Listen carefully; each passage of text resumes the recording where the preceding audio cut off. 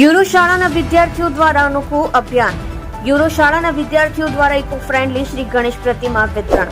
Police community hall ખાતે યોજાયો eco friendly Shri ગણેશજીની પ્રતિમા વિતરણનો કાર્યક્રમ. કાર્યક્રમમાં યુરો શાળાના આચાર્ય, શિક્ષકો તથા 250 જેટલા વિદ્યાર્થીઓ રહ્યા ઉપસ્થિત. સાથે સુરત શહેર પોલીસના 100 જેટલા પોલીસ કર્મીઓ ઉપસ્થિત રહ્યા. કાર્યક્રમમાં સુરત શહેર પોલીસ કમિશનર સહિત ઉચ્ચ પોલીસ અધિકારીઓ હાજર રહ્યા. પર્યાવરણને બચાવવાના સંદેશો સાથે વિદ્યાર્થીઓને ઇકો ફ્રેન્ડલી શ્રીજીની પ્રતિમાઓનું વિતરણ કર્યું. વિદ્યાર્થીઓએ 100 જેટલી પ્રતિમાનું વિતરણ કર્યું.